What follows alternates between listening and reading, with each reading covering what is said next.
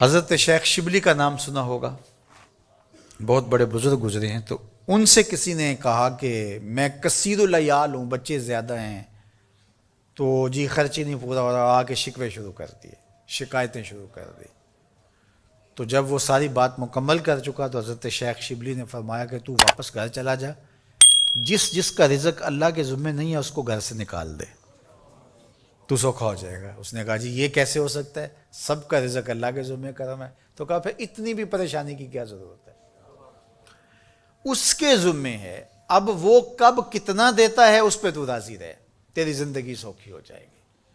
تو اللہ پر توکل، اللہ پر بھروسہ، یہ خوبصورت زندگی کی ضمانت ہے، اور یہ توحید کا فیضان ہے۔ جب اللہ پر یقین کامل ہو جائے تو پھر اس پر توکل پیدا ہو جاتا ہے، اور توکل زندگی کا جمال ہے، توکل زندگی کی خوبصورتی ہے۔ لیکن توکل یہ نہیں ہے کہ چھوڑ کے بیٹھ جائیں۔ توکل کا مفہوم یہ ہے کہ حضرت انس رضی اللہ تعالیٰ عنہ سے ہے کہ گھٹنا بھی باندھو اور اللہ پر توکل بھی کرو۔ اونٹ کا گھٹنا باندھو، سائیکل موٹر سائیکل کھڑی کی ہے، اس کا تالا لگاؤ اور پھر اس کو اللہ کے سپرد کر کے آ جاؤ۔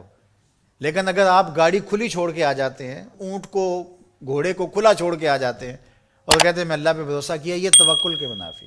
جو اسباب ہیں ان کو پورا کرو، اسباب کو پورا کرنے کے بعد آگے سپرد اللہ کے کر دو، تمہارے لیے کافی ہوگا۔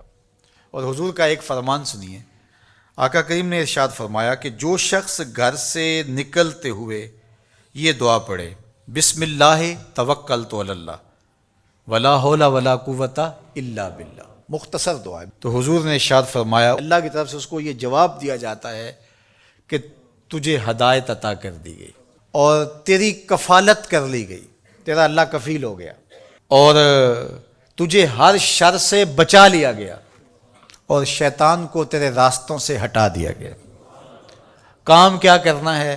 بسم اللہ توکلت علی اللہ ولا حول ولا قوت الا باللہ، یہ گھر سے نکلتے ہوئے پڑھ لیں گے تو انشاءاللہ حضور علیہ الصلوۃ والسلام کا جو فرمان ہے اس کے ہم مصداق بن جائیں گے، اور اللہ کی رحمتوں کے حصار میں آ جائیں گے، شیطانوں سے بچ بچ کے چلیں گے۔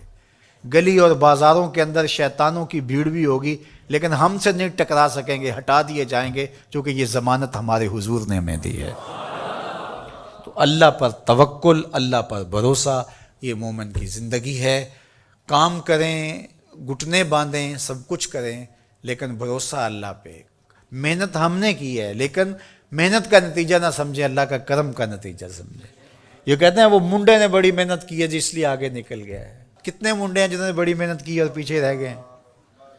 جی یہ بندہ جو ہے وہ یہ بڑا زبردست تھا اس لیے آگے چلا گیا، اور زبردستی کے فوائد تو ضرور ہوتے ہیں، لیکن آپ اپنے کاموں کو منسوب اپنی طرف نہ کرو، اللہ کی طرف کرو۔